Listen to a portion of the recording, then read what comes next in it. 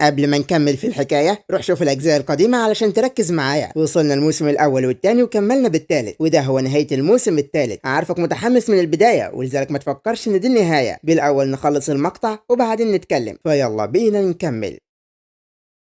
يوكي بتقول لها ليه يا اخت مديحه، ده احنا لسه ما بدأناش، هتسيبينا بالسرعه دي ازاي؟ لو كان على الفلوس انا هديك المبلغ اللي يريحك. مديحه بتقول لها المعلم صياد الحريم، كل ده علشان المعلم صياد الحريم. اصل بصراحه كده الشركه بتاعتي قفلت علشان انا اتكلمت عنه بطريقه مش كويسه، وكمان حاولت استغل اسمه علشان اتشهر، فقام قافل ليا الشركه. انا خايف شركتك تتقفل قبل ما تبدا بسببي لو المعلم صياد الحريم عرف. يوكي بتستغرب وبتقول لها انت متاكده ان سومان عمل ده كله؟ بصراحه شايفه ان سومان قلبه مش اسود للدرجه دي. استني انا هتصل بيه واشوف الكلام معاه. اما عندي سومان بعد ما بيخلص اكل عند عمي حامد تلوث، جمال بياخد سميحه وبيمشي، بيقول له يبقى اتصل بينا نتقابل تاني. بيقول له ولا يهمك عادي. تليفونه بيرن. يوكي بتقول له سومان كنت عايز اسالك على حاجه. بيقول لها خير يا اختي اتفضلي. بيكلم نفسه وبيقول هي عرفت اني دفعت مليارات ومتصله تسال ولا ايه؟ يوكي بتقول له هي الاخت مديحه زعلتك في حاجه وانت قفلت ليها الشركه بتاعتها؟ بيقول لها مين دي؟ بصراحه مش فاكر. بتقول له الاخت مديحه اجدعها مذيعه، كان عندها شركه صابون بريحه، كانت اتكلمت عنك وانت قفلت ليها الشركه. بيقول لها ايوه افتكرت دلوقتي، كانت واحده لسانها طويل وحبيت اقص ليها. ايه اللي ضايقني اصلا بالموضوع انها حبت تتشهر من ورايا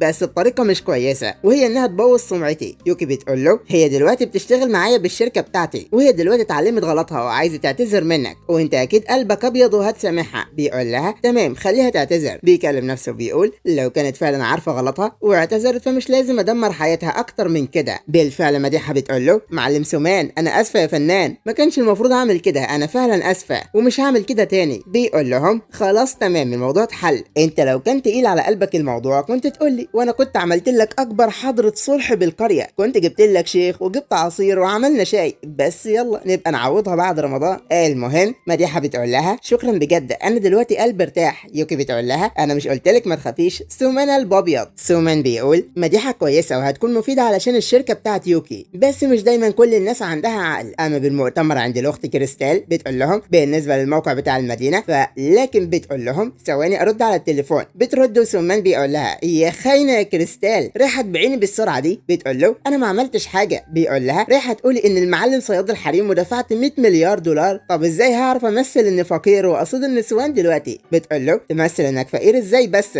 بتكون متضايقه وبتكلم نفسها وبتقول تمثل انك فقير ازاي وانت بتعزف على بيانو وبتشتري حاجات عبيطه؟ سومان بيقول لها خلاص انسي، بس بما انك عامله مؤتمر عايزك تساعديني بحاجه. كريستال بتقول له حاجه واحده بس؟ تمام معاك. ايوه فهمتك كمل. بتقول للموجودين معلش جاتني مكالمه مهمه من المعلم صياد الحريم وقال ان في حاجه عايز يعلن عنها. كلهم بينصدموا بيقولوا المعلم صياد الحريم عايز يعلن عن حاجه؟ ايه هي؟ معقول هيكشف عن نفسه دلوقتي ويورينا وشه؟ كريستال بتقول لهم المعلم صياد الحريم قال انه هيشتري تطبيق كبسو بتاع لايفات والكلام ده، التطبيق هيرجع من تاني واستنوا شوفوا بنفسكم هيكون فين. وكمان الفيلم الجديد بتاعنا هيعمل تعاون مع الشركه دي وهيدعمها. كل الصحفيين بيبداوا يسالوا اسئله وانا بسالك ليه ما عملتش لايك لحد الان يا عم؟ المهم بنفس الوقت عند الغرفه بتاعت بنات كبسو بيكونوا بيتفرجوا على الاخبار، ولما بيعرفوا ان المعلم صياد الحريم عمل تطبيق كبسو كل واحده فيهم بتقول اكيد المعلم صياد الحريم هيدفع علينا كتير، هو اصلا بيحب يصرف الفلوس. واما بشركه كبسو المشهوره بالصين واللي اسمها الكرش، الحاج رمزي مدير الشركه بيكون بيتفرج على الاخبار، وتصريح الاخت كريستال بيجي ليه المساعد وبيقول له مصيبه يا باشا، كل البنات والحريم والنسوان سابوا الشغل معانا وراحوا عند شركه المعلم صياد الحريم الجديده. الحاج رمزي بينصدم صدمه عمره، بيقول ازاي ده يحصل؟ اما بنفس الوقت عند البنات يوكي بتقول لهم شفت يا ناديه كلامك كان صح، سومان عمل لنا دعايه مع الاخت كريستال، اكيد ده كله خطه من سومان. ناديه بتقول لها انا بس كنت بفكر وما كنتش متوقعه ان افكاري هتكون صح.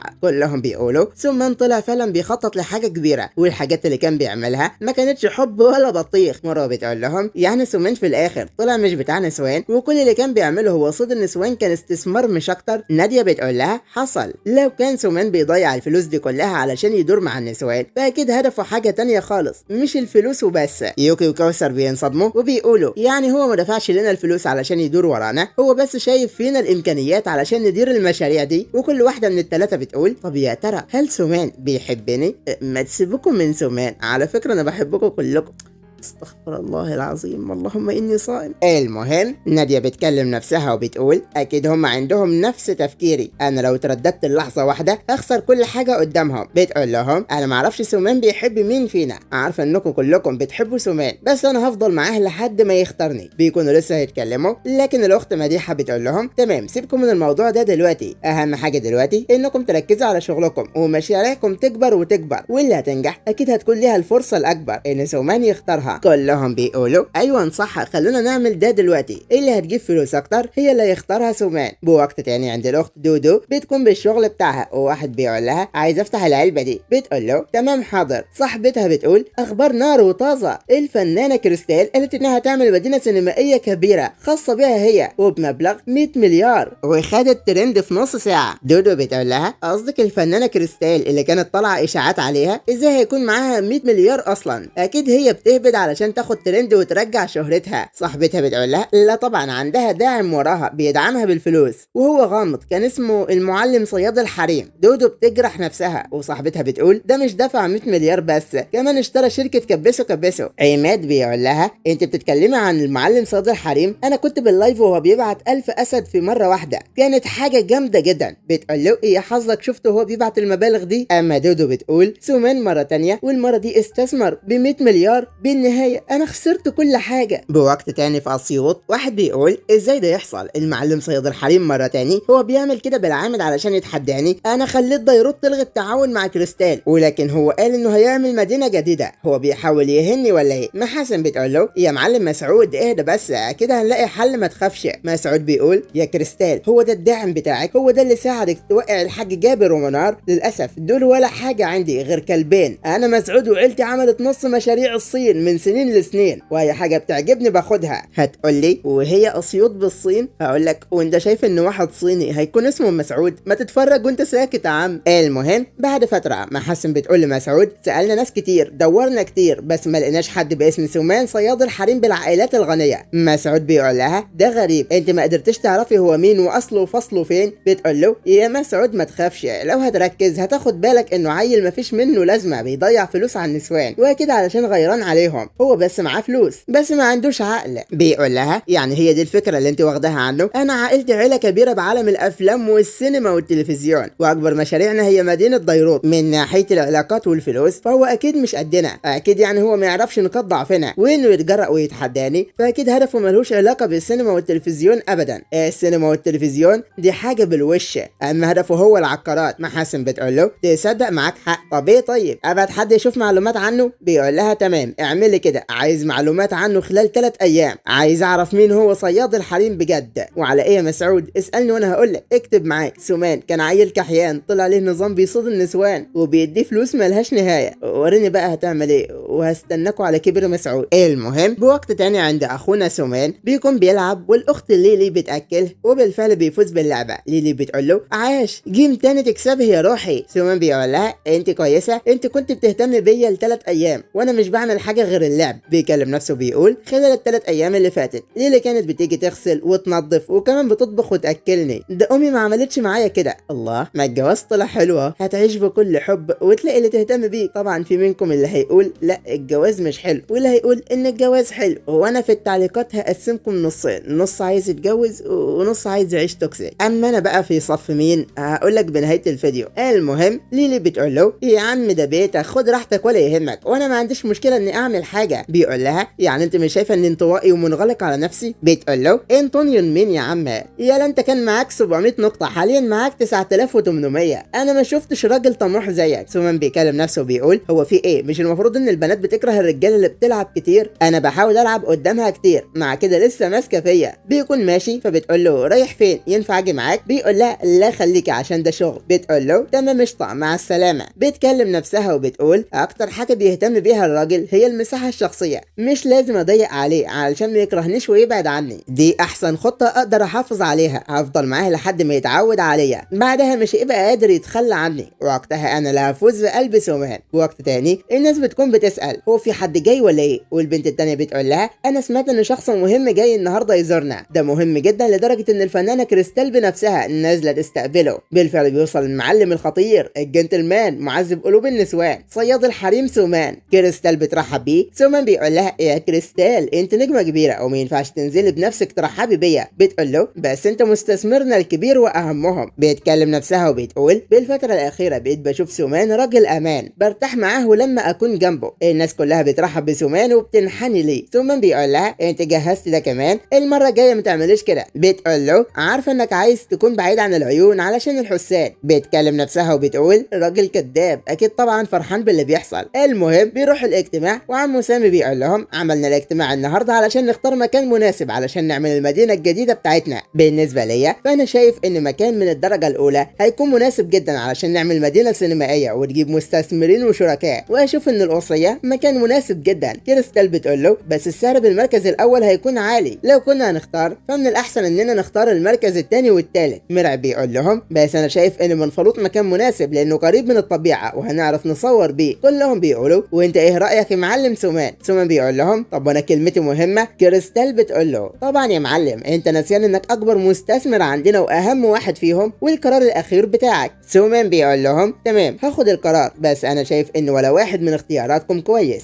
بالنسبة لي انا هختار النقطة دي. عمو سامي بيقول له قرية دشلوط، بس المكان ده بعيد ومفيش لا جامعة ولا مطار هناك علشان نصور فيهم. سومان بيقول لهم طبعا مفيش اماكن تصوير هناك علشان كده الارض هتكون رخيصة، بعدها احنا نعمل الاماكن دي. كلهم بيقعدوا يفكروا بالمكان، بيقولوا ان دشلوط بعيدة وما فيهاش امكانيات بس هو معاه فلوس ويقدر يعمل اي حاجة. سومان بيكلم نفسه بيقول دشلوط ده المكان اللي اتولدت فيه، اكيد عارف كل حاجة عنها، واننا ندفع 100 مليار فيها دي خسارة. انا اخترتها علشان عايز اضيع فلوس مش اكسب فلوس. بالفعل كلهم بيختاروا دشلوط علشان يعملوا المدينة الجديدة. ما تسيبك من دشلوط يا اسطى وتيجي تعملها عندنا، هتلاقي عندنا كل حاجة متوفرة وادفع اللي انت عايزه ولا يهمك. المهم قبل ما نكمل خلينا اشكر اخونا الجامد المهور على دعمه المادي المستمر. بصراحة كده انا مش عارفة اقرا اسمك فهسميك سومان. هتقول لي وليه هتسميه سومان؟ هقول لك انت مش شايف ولا ايه؟ ده دايما بيدعمني ماديا، وكمان بيقول انه هيدفع 10 ريال في كل مقطع بينزل. طب ما تجيب 100 ريال في كل مقطع وانا نازل كل يوم تولع المدرسة يا عم. المهم شكرا بجد يا سومان على دعمك المستمر، ويلا بينا نكمل. بعد الاجتماع الموظفين بيكونوا طالعين مش مصدقين اللي حصل، الاجتماع ازاي خلص بسرعة، واللي بتقول انها حاسة انهم ما كانوش بيتكلموا عن 100 مليار لا ده عن 1000 مش اكتر. اما سومان بيودع الاخت كريستال، وبينما هو ماشي بالطريق تليفونه بيرن، بيكون اتصال من الاخت يوكي بس فيديو. بيرد عليها فبتقول له انا قلت لك قبل كده عن الاجتماع علشان التوظيف، جاهز ولا ايه الكلام؟ بتقول له ايه ده انت في الشارع بتعمل ايه؟ ما تقوليش انك نسيت. سومان بيقول لها انسى مين؟ لا طبعا انا طلعت الشارع علشان تكونوا شايفيني كويس. بيكلم نفسه بيقول انا نسيت خالص. يوكي بتقول له تمام انا هختصر الموضوع بسرعه، الشركه حاليا عندها مشكله وهي ان الفلوس اللي هتجمعها البنات اللي هتقول كبسوا كبسوا بيتاخد منها 50% عند بعض الشركات، ومع كده في شركات تانية عندهم بتقسم الفلوس 30 ل 70%. واتوقع ان شركتنا شركه المراقبين محتاجه تخلي الارباح 40 ل 60 علشان نجيب الاهتمام لينا والشركه تتشهر اكتر. مع كده فريق الشغل شايف ان ده غلط وهيجيب لينا الخساره. ومديحه بتقول له ايوه يا فندم من الاحسن اننا نخليها 50 ل 50 زي ما بتعمل باقي الشركات، لاننا لو زودنا ليهم الفلوس فالشركه هتخسر كتير، مش مره واحده بس لا ده كتير. سومان بيقول لها استني بس قلتي ايه خساره؟ بتقول له فعلا يا معلم الشركه اصلا خسرانه لوحدها، ولو خسرت تاني فالتمويل مش هيكون كفايه انه يعوضنا. سومان بيقول لها فعلا دي مشكله كبيره. بيكلم نفسه بيقول خسرت الفلوس ده اللي بدور عليه. سومان بيقول لهم خلونا نعملها بالشكل ده 82 للشركه و20 للموظفين و80 للبنات بتوع كبسوا كبسوا. احنا بالاول وبالاخر هدفنا ندعمهم ونحسن من حياتهم. من هنا احب اقول لكم يا شباب ان ده اخر فيديو ليا باليوتيوب، خلاص قررت اروح اشتغل بالشركه بتاعت سومان. كان قرار صعب بس الفلوس اهم. المهم كلهم بينصدموا. سومان بيقول لهم السبب اللي خلاني اشتري شركه المراقبين هو ان هدفنا نغير حياه الناس ونخليها احسن، لازم نديهم الامل، بعدين لما نعمل كده هنسيطر على السوق بسرعه، بعدين ما تخافوش على التمويل، الفلوس مش مشكله عندي كتير منها. ده اللي كنت عايز اقوله. بالفعل بيخلص كلامه ومحدش بيعارض ولا بيكسر ليه كلمه، بينما يوكي قاعده بتيجي لها رساله بتحويل الفلوس وسومان بعت ليها 5 مليار. اما سومان فبيقول خساره مين؟ انت اديني الخساره وانا اديك الفلوس. اما عند يوكي الحاج تمام بيقول لها خير يا يوكي يعني اتفاجئتي؟ بتقول له له لا ابدا مفيش، بس المعلم سومان بعت لي 5 مليار دلوقتي. كلهم بينصدموا بيقولوا بعت 5 مليار بسهوله وبسرعه كده. والحاج تمام بيكلم نفسه بيقول انا كنت مفكر ان الشركه هتكون ضعيفه ومش هتلاقي داعمين ولا مستثمرين علشان المديره بنت صغيره واكيد مش فاهمه، بس طلعت عكس كده تماما. اما مديحه بتكلم نفسها وبتقول كنت عارفه ان المعلم صياد الحريم عنده قدرات كتير، بس ما توقعتش تكون للدرجه دي. كويس انها عدت معايا على خير وسامحني. اما يوكي بتكلم نفسها وبتقول سومان دايما افكاره بتجنني، لما بيقفل معايا طريق سومان بيفتح ليا طريق جديد. بس ليه الفلوس بدل ما تتحول لحساب الشركه تحولت ليا؟ بس انا فهمت دلوقتي، اكيد هو شايف ان لو الفلوس كانت معايا فالكل هيسمع كلامي ويعاملني باحترام. حتى النقطه دي اخدت بالك منها؟ يا قلبي انا. اما سومان بيقول اوبا نسيت بعت ال5 مليار دولار لحساب يوكي بدل حساب الشركه. بتجيله رساله من يوكي بتقول له حبيبي شكرا. سومان بيستغرب وبيقول ايه اللي بيحصل دلوقتي؟ اعترفت فجاه بحبها كده، شكله بسبب ال5 مليار دولار. حلو جدا، خلينا نضيع فلوس كتير براحتنا بقى. اول ما يضيعوا الفلوس ويخسروا فلوسهم هيرجعوا ليا تاني، وقتها نقاط الاعجاب هتعدي ال100. اما يوكي بتروح عند الموظفين وبتقول لهم ركزوا معايا كده، المستثمر بتاعنا بعت لنا 1 مليار. هتقول لي هي مش كانت 5 مليار؟ هقول لك اصل خايفين من الحسد يا صديقي، وبعدين انت عارف ان الشركه كانت هتخسر فاكيد من الحسد برضه. هتقول لي ومين اللي بيحسدهم بس يا زيتسو؟ هقول لك انا يا صديقي، يعني يرضيك اللي بيحصل؟ قاعدين يلعبوا بالفلوس ويصرفوا وانا لسه قاعد بحوش 8 موبايل نوكيا بكاميرا واحده. انت بقى بتحسدهم معايا ولا ايه الكلام؟ المهم نرجع ليوكي اللي بتقول لهم الفلوس دي هتكون معايا علشان مشاريعنا المستقبليه، ومن النهارده كل الرواتب بتاعتكم هتزيد الضعف، وده غير المكافآت بتاعت اخر السنه. يا ترى واثقين اننا نقدر نخلي شركتنا شركه المرعبين الشركه رقم 1؟ بيقولوا معاك يا فنانه خش هتجيبك. ويوكي بتكلم نفسها وبتقول شفت يا سومان انا مش هكسفك وهوريك اننا نقدر نخلي شركتنا شركه رقم 1. اما سومان فبيرجع البيت لكن مش بيلاقي الاخت ليلي بمكان، بس بيلاقي ورقه سابتها ليه ليلي بتقول له فيها هروح انا بقى علشان عندي حاجه مهمه اعملها. يا ترى تقدر تعمل لنفسك العشاء؟ سومان بيقول لسه عايزه تلعبي تاني؟ بالاول عملت نفسك بتهتمي بيا علشان اعتمد عليكي، بعدها تبعدي علشان اشتاق ليكي والاهتمامك. صح انها دايما بتلعب العاب زي كده، بس مع كده مش قادر اكرهها، ممكن لان ده سحرها. بعد شويه من التامل بيقول عدت فتره من اخر مره حد قعد معايا من غير مقابل، اشتقت لبيتي. يا ترى ايه اخبار ابويا وامي؟ لسه فاكر تسال عنهم؟ بقالك 3 مواسم بتلعب في الفلوس وتصرف على النسوان ودلوقتي رايح تسال عليهم؟ لا كتر خيرك يا عمهم. بالفعل تاني يوم بيركب الدوده وبيروح سوهاج. هتقول لي والصين فيها سوهاج يا زيتسو؟ اقول لك وانت يعني من الاول مصدق ان اسيوط في الصين يا صديقي؟ عم اتفرج وانت ساكت. المهم سومان بياخد العربيه وبينزل على مدخل سوهاج. بيقول اخيرا جيت البلد، الطريق متعب جدا، يا ترى هل هعرف اعيش حياتي بشكل كويس؟ بيكون ماشي وبيقول للاسف ما اقدرش اجيب عربيه رولز رويز معايا، ولا كل شويه ابويا يسالني جبتها منين وازاي. بينما هو ماشي وواحد بيزمر ليه. سومان بيقول مش ده حماده صاحبي من الابتدائي؟ حماده بيقول له ايه ده مش ده سومان برضو ولا ايه؟ يعني نضفت يا ابني ووصلت لفين بالتعليم؟ سومان بيقول له والله حاليا عايش بالعاصمه ولسه بروح الجامعه، رجعت البيت علشان اخد اجازه شويه. بعدين استنى يا عم خدني معاك ووصلني بطريقك. ايه ده هي دي عربيتك؟ من امتى معاك عربيه مرسيدس؟ حماده بيقول له ايه اول مره تشوف عربيه مرسيدس ولا ايه؟ يا ابني سيبك من الكتب والجامعه واشتغل، انا بجيب فلوس كتير من بيع المأكولات البحريه على النت.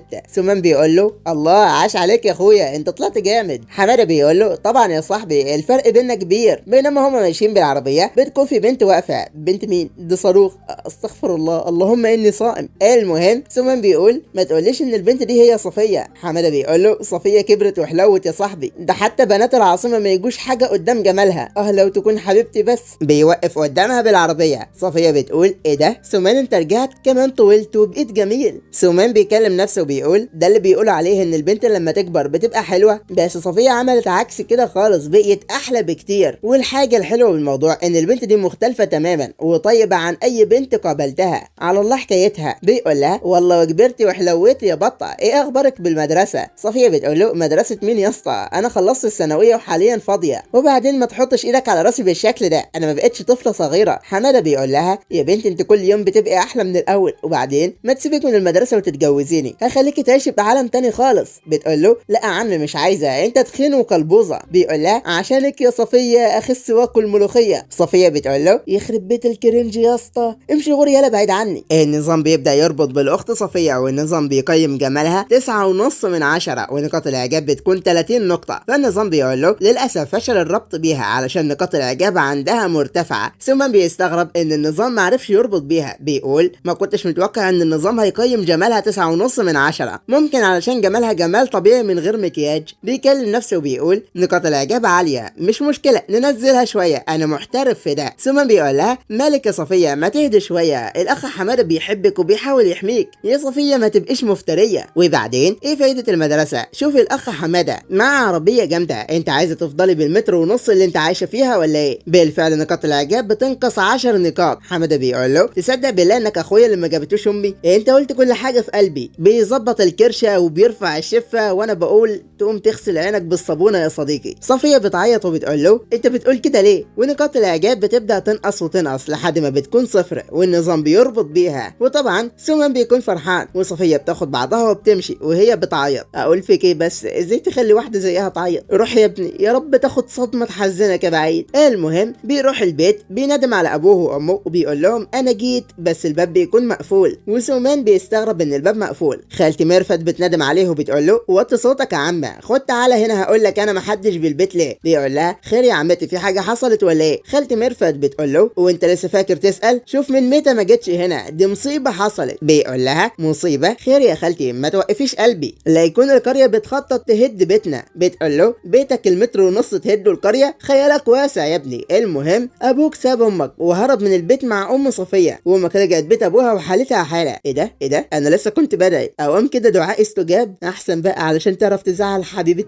قلبي صفيه. المهم خالتي ميرفت بتكمل وبتقول له ابوك زمان يا ابني كان حبه الاول هي ام صفيه، وكانت علاقتهم علاقه قويه والناس كانت بتحسدهم على الحب ده، بس مع كده عيله ام صفيه كانوا رافضين العلاقه دي وباصين لابوك باستصغار وانه مش من مستواهم ومحدش وافق على جوازهم. واتجوزت ام صفيه عمك درويش، وبعد ما صفيه اتولدت الناس خدت بالها انها مش شبه عمك درويش وكانت شبه ابوك. ودارت الايام وعمك درويش ما كانش مرتاح خالص، فراح عمل اختبار الحمض النووي، ووقتها عرف ان صفيه مش بنته البيولوجيه. وقتها راح علشان يفشخ ابوك، بس ابوك خد ام صفيه وهرب من القريه. سومان بينصدم وبيقول احمص، يعني صفيه اختي؟ خالتي ميرفت بتقول الفحص قال ان بنسبه 99% بنت ابوك. وسومان بينصدم مره كمان بيقول يعني انا النظام ربط باختي؟ بيضرب نفسه بالكف وبيقول فك النظام. خالتي ميرفت بتقول له ايه يا ابني اهدى، الغلط مش غلط. بيقول لها انا تمام يا خالتي ما تخافيش. بيكون ماشي ومش قادر ينصب طوله من الصدمه. بيكلم نفسه وبيقول دلوقتي بعد ما عرفت ان صفيه اختي لازم اخلي بالي منها وابعد واحد زي حماده عنها. طب وانا يا اسطى صدقني اختك جامده، اللهم اني صائم.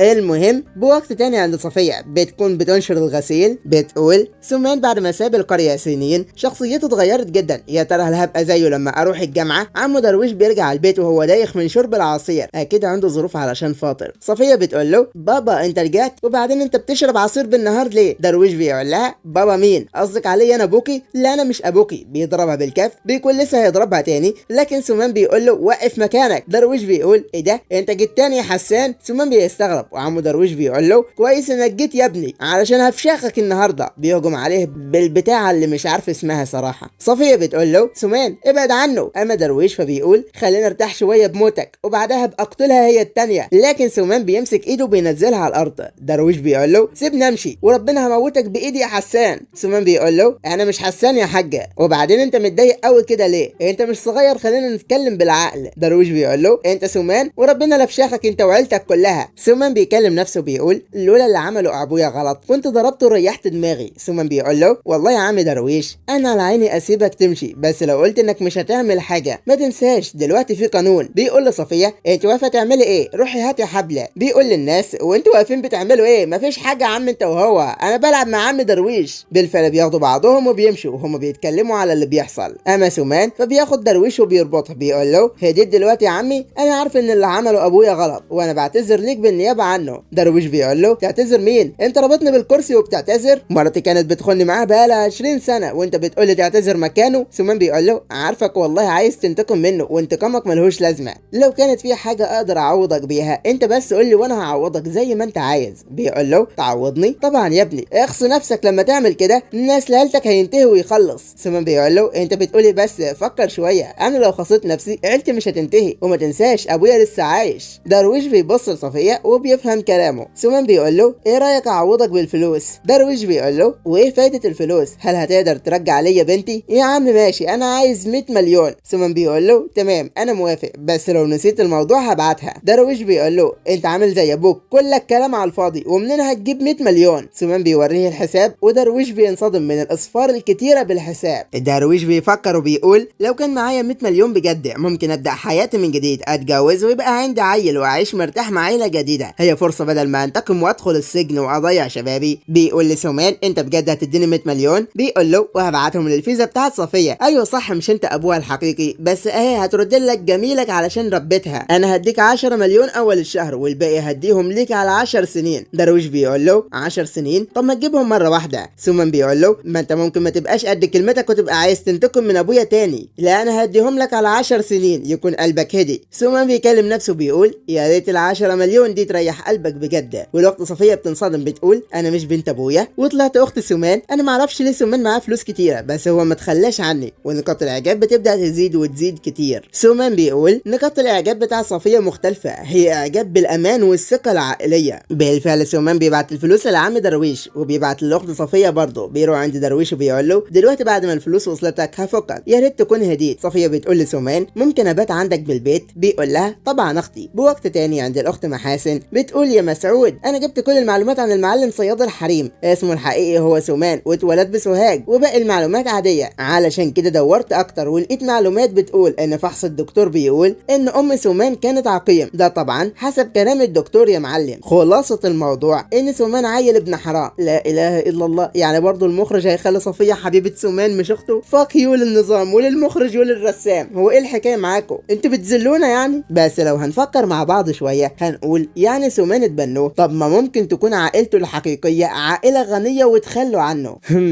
في اسرار كتير بالحكايه دي. عموما قول لي رايك بالتعليقات، تتوقع سومان ابن عائله غنيه بالحقيقه ولا لا؟ المهم تعالوا نكمل. مسعود بيقول لها يعني انت قصدك ان سومان مش ابن فلاحين؟ بتقول له بيضربها بالكف وبيقول لها الشارع اللي ورا. بقالك ايام بتحاولي تعرفي معلومات زي دي؟ انا مش عايز معلومات زي دي، انا عايز اعرف هو ابن مين بالحقيقه ومن فين الفلوس دي كلها، مين اللي بيدعمه؟ محاسن بتقول له سيب الطلعه دي عليا يا معلم، ما تخافش انا هروح بنفسي واجيب كل المعلومات. بيقول لها هسيبك تعملي اللي بدماغك بس ما تنسيش انت الكلب اللي ضربته عائلتي من لما كنت طفله، لو فشلتي فصدقيني مش هيكون ليكي قيمه، يلا روحي وشوفي هتعملي ايه. اما عند سومان صفيه بتكون بتاخد شاور، سومان بيجيب ليها هدوم وبيسيبها عند الباب. اما صفيه بتكلم نفسها وبتقول امي ما بقتش عايزاني وابويا طلع مش ابويا، هو ده بيحصل ليا ليه؟ بس كويس ان لسه عندي اخ. بس هو سومان بيجيب الفلوس دي منين؟ عيلته بتبيع طماطم وملوخيه، دلوقتي انا كبيره لو لقيت انه شغال شغل مش تمام هرجع له الطريق الصحيح. اما سومان بيرن على ابوه بس ما بيردش عليه، بيقول جدعين كلكم قفلتم تليفوناتكم، ازاي تسمي نفسك اب بعد المصيبه اللي عملتها وسايبني انضف وراك؟ صفيه بتطلع وبتقول له خلصت يا اخويا؟ بيقول لها تمام تعالي انت هتنامي بالاوضه دي كانت بتاعت ابويا وانا هنام بالاوضه بتاعتي. لكن صفيه بتمسكه وبتقول له ممكن ما تسيبنيش وحدي؟ انا هنام على الارض بس ما تسيبنيش لوحدي. بيقول لها تمام. بيروح ينام وبيقول عادي بما اننا اخوات فعادي ننام بنفس الاوضه، زمان كنت بقرا قصص عن الابناء دلوقتي انا بقيت اب، عندي اخت صغيره. باليوم التالي الاخت كريستال بتوصل قريه دشلوط، بتقول بقى دي هي دشلوط قريه فقيره جدا. العمده بيرحب بيها وبيقول لها تعالي انا جهزت العربيه اللي هتوصلنا. بالفعل بتروح وبتاخد العربيات، بيقابلوا شيخ البلد وبيتفقوا معاه وبعدها بيبداوا يرسموا المخطط بتاع السينما. وبينما هما بيشوفوا المخطط في واحد بيطلع التليفون بيبعت لواحد بيقول له الفنانه كريستال اختارت قريه دشلوط كمكان للبناء وبداوا يرسموا المخطط يا فندم. عمو هاني بيقول حلو جدا. بيكلم المساعد وبيقول له كل حاجه تمام وعرفنا مكان القريه، اجري بقى شوف ارض قريبه منهم علشان نشتريها وبعدين نبيعها. المساعد بيقول له تمام يا حاجه. عمو هاني بيكلم نفسه بيقول المعلم صياد الحريم ما اقدرش العب معاك بس اقدر استغل نفوذك واكسب شويه فلوس من ورا شهرتك. السكرتير بيطلع وبيتصل بواحد بيقول له عرفنا مكان القريه يا زعيم والفنانه بدات ترسم المخطط، انجز بسرعه يا معلم. الواحد بيقول له تمام والتاني بيقول له تمام هبعت الفلوس، والتالت بيقول له انا رايح دلوقتي، والرابع بيقول له انا خلاص قربت اوصل، والخامسه بتقول له هبعت حد بالفلوس حالا. وما شاء الله كل رجال الاعمال رايحين دشلوط يشتروا الاراضي اللي فيها. طب ما انا عندي عشه على فكره اكيد هتحتاجوها، خد عشه وعليها حمار HR. المهم سومان بيكون بيشوف البطيخ وبيقول ابويا ساب البيت والارض ومشي ودلوقتي المحاصيل طلعت لو سبتها كده هتبوظ. تليفونه بيرن، بتكون كريستال اللي بتقول له سومان الحقني ما اعرفش مين سرب المعلومات بتاعه المكان بس اسعار الاراضي رفعت اضعاف مضاعفه. سومان بيقول اسعار الاراضي رفعت يعني هدفع اكتر؟ ده كده عسل. كريستال بتقول له الشبكه عندي ضعيفه، كنت بتقول ايه وايه الكويس؟ بيقول لها لا ما قلتش حاجه، كنت بقول بقول ان ده موضوع سهل، هبعت لك فلوس تاني. لكن النظام بيقول له عايز تحول فلوس لشركه اتش ار، للاسف مش هتقدر علشان انت المستفيد من الشركه. سومان بيقول المسؤول عن الشركه هي كريستال، بس النظام شايف ان انا المستفيد. النظام بيقول له هتبعت لحساب كريستال الشخصي، للاسف ما انصحكش تعمل كده علشان وقتها الفلوس هتكون غسيل اموال. سومان بينصدم وبيقول شكلي مش هعرف ابعت فلوس لكريستال بالوقت الحالي، بس الحل الوحيد هو ان صفيه تعمل شركه خاصه بيها، ابعت لها فلوس وهي تدعم كريستال، وكده نقاط الاعجاب كمان هترتفع، وابقى ضربت عصفورين بحجر واحد. صفيه بتقول له كنت بتكلم مين على التليفون، حبيبتك ولا مين؟ بيقول لها لا ابدا مفيش، دي الفنانه كريستال اتصلت بيا، لسه بفكر اخليها حبيبتي ولا لا. بتقول له بطل هزار بقى، عارفه ان معاك فلوس كتير، بس كريستال دي فنانه كبيره وسمعت انها بتعمل سينما جديده. سومان بيقول لها انت متابعه الاخبار بقى، بس انا سمعت ان السينما هيعملوها عندنا في دشلوط، ايه رايك تكسبي فلوس وتستثمري معاهم؟ بتقول له استثمر ازاي؟ بيقول لها زي ما انت شايفه عندنا اراضي كتير وبيوت كتير، السينما هتتعمل قريبه مننا، لو اشترينا ارض وما عملناش فيها حاجه فهي كده كده هتجيب فلوس، علشان السينما هتجيب ناس وسياح، نقدر نعمل مزارع ونربي حيوانات ونعمل مشروع تجاري. صفيه بتكلم نفسها وبتقول سومان اداني فلوس، ما ينفعش اخليه دايما يهتم بيا، لازم انا كمان اعتمد على نفسي. صح دي مش فلوسي، بس انا هشتغل بيها واكون نفسي. بتقول له انا هروح القريه دلوقتي هشوف الدنيا ماشيه ازاي وابقى اقول لك. سومان بيكلم نفسه وبيقول لو كل حاجه مشيت تمام فالدنيا هتكون كويسه، خصوصا هيكون عندنا مشروعنا الخاص بينا. بنفس الوقت بتيجي عربيات كتير بتقف قدام الزرعه بتاعت سومان، بتنزل من العربيه جهاد وبتقول ايه البلد دي، الطريق هنا وحشه جدا. امال لو شفتي عندنا يا فنانه، انا ما بعرفش اروح المدرسه. المهم بتروح لسومان وبتقول له انت سومان؟ بتروح لسومان وبتقول له انت سومان؟ بيقول لها ايوه انا، ومين حضرتك؟ بتقول له خليني اعرفك بنفسي، انا جهاد وادينا بنتقابل تاني. سومان بيستغرب بيكلم نفسه بيقول قصدها ايه بنتقابل تاني؟ هي جايه تعاكس ولا ايه؟ ايوه بقى هتتكبر على النعمه، هو حد لاقي يا عم ولا انت خلاص عينك بقت مليانه؟ من حقك، ما انت المخرج كل 5 شباتر بيربطك بواحده جديده.